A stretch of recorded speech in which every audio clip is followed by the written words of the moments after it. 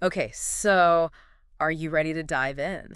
Always. Today we're tackling a big one that everyone seems to have an opinion on. I can only imagine. What is it? What makes love last? You know, that age-old question. Ah, the million-dollar question.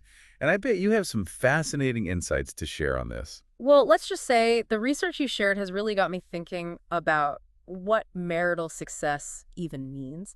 It's actually more complex than it seems on the surface. Oh, absolutely. It's Yeah. not as simple as just like find someone in your set. Right. Everyone and their grandma has advice, but we're going beyond those little snippets here. Yeah, let's get beyond the surface level for sure. Exactly. We're digging into how we define success in a relationship in the first place, because it's not one size fits all, you know? It really isn't. And it's interesting how this whole concept of success in marriage is kind of changing, you know? Yeah, totally. It's like what the research calls this longevity versus quality debate, Ah, right? It's a real push and pull. On one hand, you have this traditional idea of sticking it out no matter what. Like, Okay. till death do us part was the only measure of success. Yeah, like that was the goal, right? Exactly. But now, there's this other side that's gaining traction, focusing on the quality of the relationship and prioritizing things like happiness and personal fulfillment. And that can be a tough balance, right? Because there's something to be said for commitment and weathering the storms together. Totally. And the research actually backs that up. There are some real benefits to longevity, especially for kids. Yeah, that makes sense. Stability is huge, especially for children. It is. There was one study that showed children of parents who stayed married were 45% more likely to report higher levels of overall well-being. Wow, 45%. That's a pretty strong argument for longevity right there. Right. And that's just one example. There's a lot of research out there pointing to the benefits of a stable, long-term relationship. Not just for the kids, but for the couple too. It makes you think about all those couples who've been together for decades. They've built a whole life together, shared so much history. There's definitely a strength in that, a resilience you get from facing life's ups and downs as a team. It's like they become this living testament to the idea that lasting love is possible. Absolutely. It's inspiring, especially in a world that often feels so fast-paced and disposable. Speaking of which, it would be interesting to hear from you. Can you think of a couple, maybe from history, your own life, or even a fictional pair, who embody this lasting love ideal for you? Oh, that's a good one. Let me think.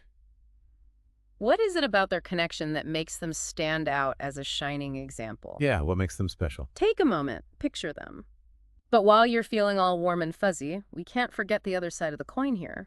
The research also explores this idea that sometimes prioritizing the quality of a relationship might mean a shorter marriage, but could lead to greater happiness in the long run. It's true. It's not always easy to reconcile those two things. And that's where it gets really interesting because it challenges our traditional ideas of what successful relationships should look like. It really does. It's like saying, hey, maybe staying together just for appearances or because of societal pressure isn't always the healthiest choice. Exactly.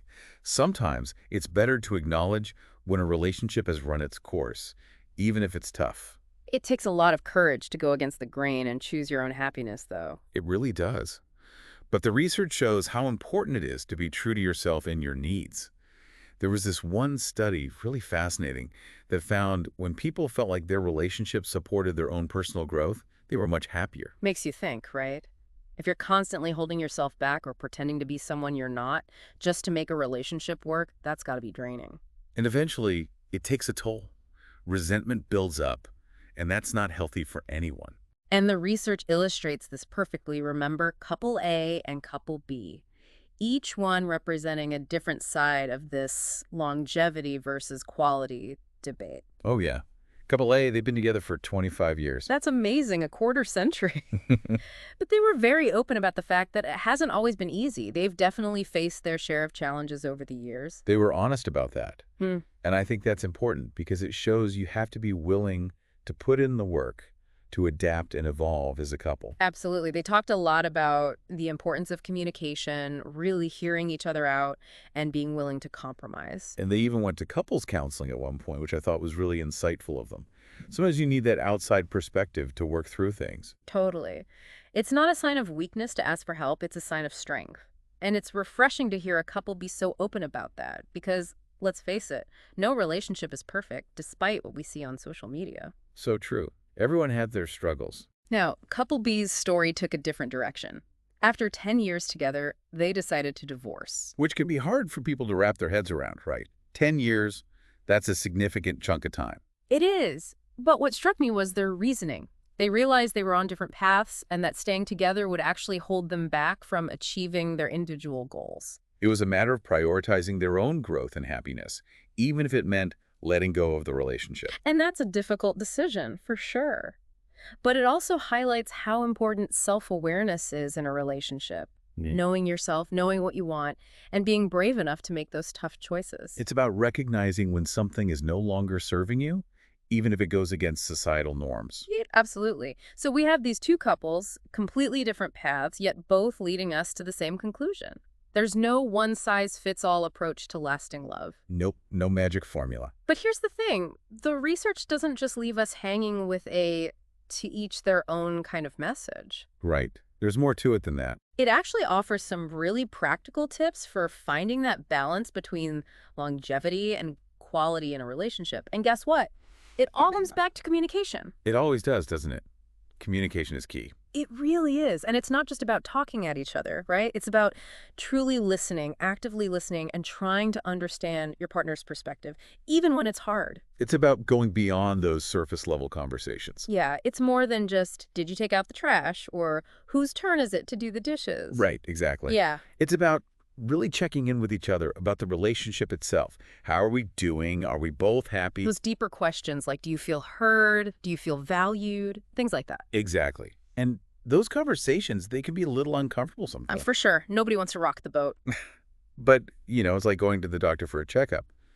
We do it for our physical health, so why not for our relationships too? It's preventative maintenance. And speaking of maintenance, the research also talks about the importance of setting shared goals as a couple. Yes. And not just any goals, but things you're both excited about. Finding that shared purpose is so crucial. Absolutely. It's about identifying those dreams that reflect both of your values. It could be planning that dream vacation. Or supporting each other's careers. Exactly. Or even something as simple as making sure you have quality time together amidst all the chaos of life. And it doesn't have to be these grand gestures either. Sometimes the smallest things make a big difference. Oh, absolutely. Like leaving your partner a little note or surprising them with their favorite coffee, just little things to show you care. Those little acts of love can go a long way. They really do. But let's be real, even with the best communication and shared goals, every relationship is going to hit a rough patch at some point. Life happens. Exactly. So what happens when things get tough? Well, that's where the research suggests it's okay to ask for help. Don't be afraid to reach out. Yeah, sometimes you need an outside perspective, like a therapist or a counselor, someone who can give you the tools to navigate those difficult conversations. It's like that saying, it takes a village, right? Sometimes your relationship needs a little village support, too. Absolutely. There's no shame in that. Not at all. So after diving deep into all of this research with you, here's what I'm taking away. Successful marriages aren't just about staying together, they're about thriving together. Yes. And that's such an important distinction. Because thriving looks different for everyone. It's about finding that unique balance of longevity and equality, where both partners feel seen, heard, and valued. Where you can support each other's growth, both individually and as a couple. Exactly. So instead of asking, how long will this last? Maybe the question should be, what kind of love story are we writing together? I love that. It's about creating a love story that's authentic and fulfilling for both of you. Exactly. Whether it's a short story or an epic novel, it's your story to tell. And on that note, we'll leave you to ponder those possibilities. Thanks for joining us on this deep dive into the ever-evolving world of lasting love.